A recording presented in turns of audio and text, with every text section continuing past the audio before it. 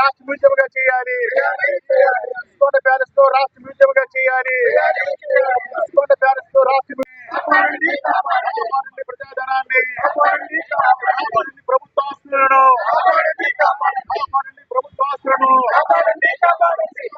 అమ్మేవాడెవడురా? అమ్మేవాడెవడురా?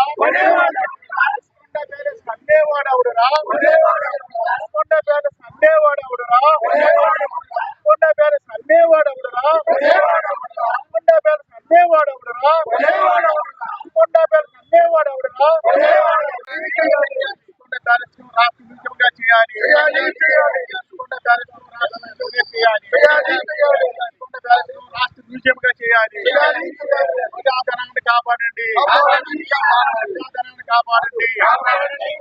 ప్రభుత్వాస్తులను కాపాడండి. ప్రభుత్వాస్తులను కాపాడండి. ప్రభుత్వాస్తులను కాపాడండి. Venkataramana Buddhist monument protection welfare association అధ్యక్షుల్ని. ఈరోజు రాష్ట్ర ప్రభుత్వం ఒక దుర్మార్గమైన చర్య తీసుకుంది. ఏమిటంటే గత ప్రభుత్వం ప్రజాధనంతో 500 కోట్ల పైరు చిలుకు ఖర్చు పెట్టి పర్యావరణ నిబంధనలు, సిఆర్జెడ్ నిబంధనలు, అటవీ నిబంధనలు ఉల్లంఘిస్తూ ఒక ప్యాలెస్ నిర్మాణం జరిగింది. ఇదే చంద్రబాబు నాయుడు గారు, ఈ కూటమి నాయకులు గత ప్రభుత్వం చేస్తుంది తప్పు అని చెప్పి వాళ్ళు ఉద్యమాలు చేశారు. ఈ ప్రభుత్వం వచ్చిన తర్వాత వెంటనే మేము విశాఖపట్నంలో ఉన్నట్టు కూటమి ఎమ్మెల్యేలు అందరూ కూడా వినతి పత్రాలు ఇవ్వడం జరిగింది. అయ్యా, ఒక ప్యాలెస్ని, రుషికొండ ప్యాలెస్ని రాష్ట్ర మ్యూజియం చేయండి. అదేవిధంగా స్పీకర్ గారు కూడా ఇవ్వడం జరిగింది.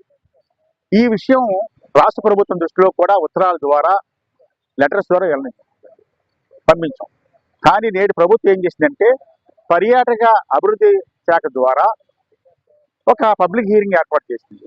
ఆ పబ్లిక్ హీరింగ్ ప్రైవేటు వ్యక్తులకి దారాదత్తం చేయాలని నేటి ప్రభుత్వం కుట్ర. నేను చంద్రబాబు నాయుడు గారికి, ఈ కూటమి ప్రభుత్వకే ఒక విన్నపం చేసుకుంటున్నాం. చరిత్రలో ఒక గొప్ప వ్యక్తిగా, ఒక గొప్ప ముఖ్యమంత్రిగా ఉండాలనుకుంటే చారిత్రాత్మకమైన పనులు చేయాలి. చారిత్రక పని ఏంటంటే రుషికొండ ప్యాలెస్ని రాష్ట్ర మ్యూజియంగా చేయండి. రాష్ట్ర మ్యూజియం, మనకి రాష్ట్ర మ్యూజియం లేదు. ప్రపంచ దేశాలలో ఉన్నట్టు చాలా మంది ఈ విశాఖపట్నం సందర్శించేటప్పుడు మ్యూజియం ఉందిగో, మా సంస్కృతి ఇది, మా ఆంధ్ర రాష్ట్ర సంస్కృతి ఇది అని చెప్పుకుని గర్వంగా ఉండవలసినటువంటి పరిస్థితుల్లో దీన్ని ప్రైవేటు వ్యక్తులకు ఇచ్చి నానా బేభత్సం చేయడం అనేది చాలా తప్పండి.